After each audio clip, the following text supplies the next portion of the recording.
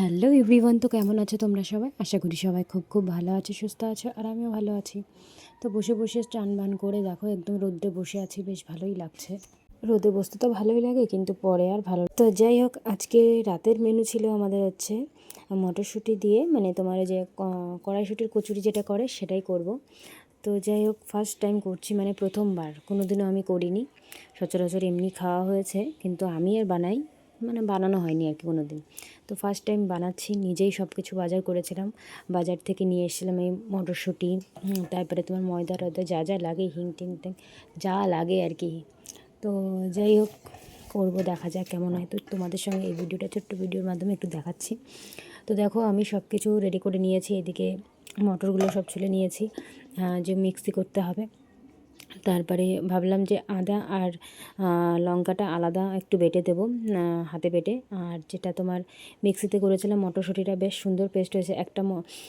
সত্যি কথা বলতে, আমি ইউটিউব থেকে আগে দেখে নিয়েছি ভালো করে ভিডিও, মানে কয়েকশো বার দেখেছি ভিডিও, যে কেমনভাবে করব আর কি।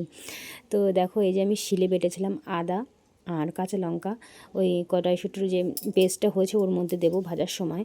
আর এদিকে করব হচ্ছে আলুর দম। আলুটা কেটে কিন্তু আমি সিদ্ধটা করে নিয়েছি প্রথমেই। সবার প্রথমে আলুটা কেটে আমি সিদ্ধটা বসিয়ে দিয়েছিলাম, তারপরে এক এক করে সব কিছু আমি আর কি গুছিয়ে নিয়েছি।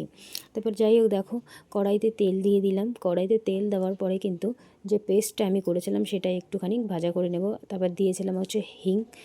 একটা পাউডার নিয়ে এসেছিলাম হচ্ছে বাজার থেকে। আমি হিংও কোনো সবজিতে প্রথমবার ইউজ করছি, কোনো দিন ইউজ করিনি। কতটা পরিমাণ দেবো তো জানি না, যাই হোক, পরিমাণ মতো মোবাইলে যেটা দেখেছি, মানে ফোনে, ইউটিউব থেকে, তো সেই হিসাবেই রান্না করছি।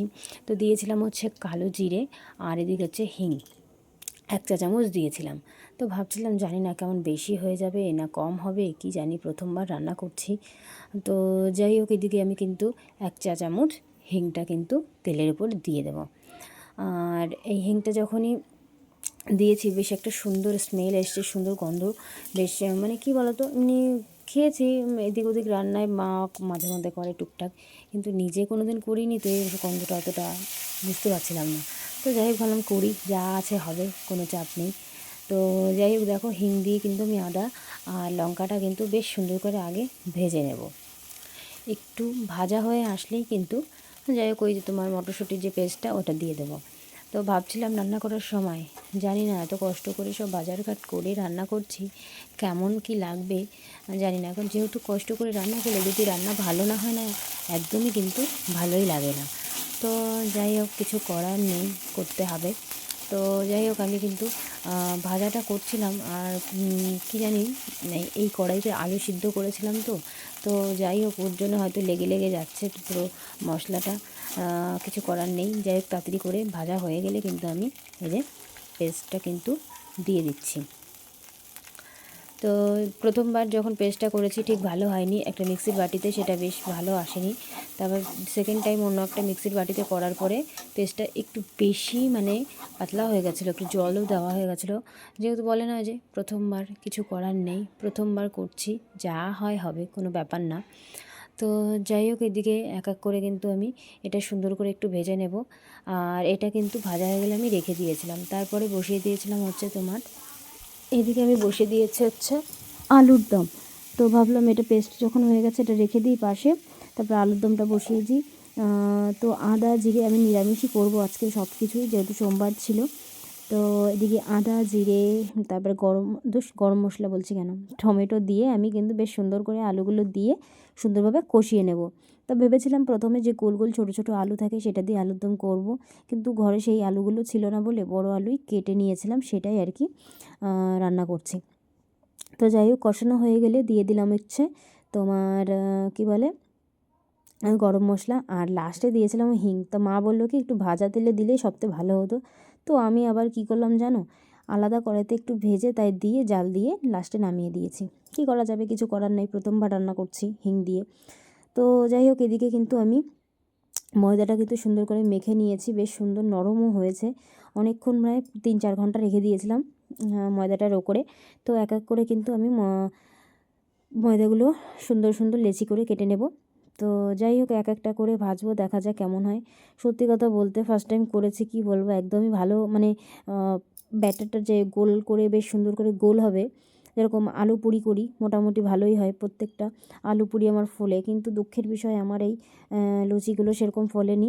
তো যাই হোক খেতে মোটামুটি ভালোই হয়েছিল, মোটামুটি না ভালোই হয়েছিল নিজের রান্না। কিন্তু সত্যি কথা বলতে আমার কাছে ভালো লাগেনি, যেহেতু কেউ আমাকে যদি রান্না করে দিত সেটা গরম গরম খেতাম, নিজে হাতে সব কিছু করে না, সত্যি বলতে খেতেই ভালো লাগে না, যা বলো তা বলো, আমার তো ভাই ভালো লাগে না। তো যাই হোক কিছু করার নেই, করতে হবে সবার জন্য। আর তো আমার কর্তামশাই আর হচ্ছে এদিকে আমার শাশুড়ি মা বলেছিল ভালোই হয়েছিল।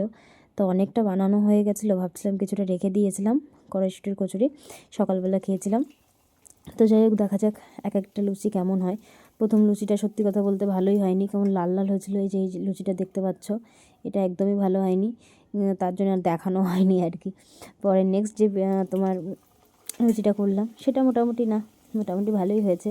আর পরেরগুলো এক এক করে আমি করেছি, মোটামুটি ভালো হয়েছে, খুব বেশি না, কিন্তু খাওয়া গেছে, কোনো ব্যাপার না। ফার্স্ট টাইম কিছু করার নেই, সেকেন্ড টাইম যদি কোনো দিন করি তখন হয়তো একটু যদি ভালো হয়। কথায় বলে না, চেষ্টা করলে সবই কিছু হয়। তো আস্তে আস্তে সবই হয়ে যাবে, অসুবিধা নেই। ফার্স্ট টাইম করলাম। তো সত্যি কথা বলতে আমার সবথেকে খারাপ লাগছিলো কি, যে আমি যে কড়াইশুঁটি মানে যে গুলিটা দিচ্ছি মানে আটা মানে ময়দাতে, ঠিক হচ্ছে না, মাঝখানতে হয় একটু ফেটে যাচ্ছে, নয় কিছু ভালোভাবে বেলা হচ্ছে না। তো এই যে লুচিটা দেখতে পাচ্ছ, এইটা বেশ ফুলেছে, এরকম লুচি হলে ভালো লাগতো, কিন্তু দেখো তাও ফেটে গেছে, কিন্তু কিছু করার নেই, কী আর করব। তো যাই হোক যাই হোক এক এক করে তো লুচিগুলো ভেজে ফেললাম। তো যাই হোক এখন খাওয়া দাওয়া করবো। তো ভিডিওটা এই পর্যন্ত শেষ করছি। তোমাদের যদি ভিডিওটা ভালো লাগে অবশ্যই একটা লাইক শেয়ার কমেন্ট করো, আর পাশে থেকো, আরও নতুন নতুন ভিডিও তোমাদের সঙ্গে অবশ্যই শেয়ার করব। Tata, bye bye.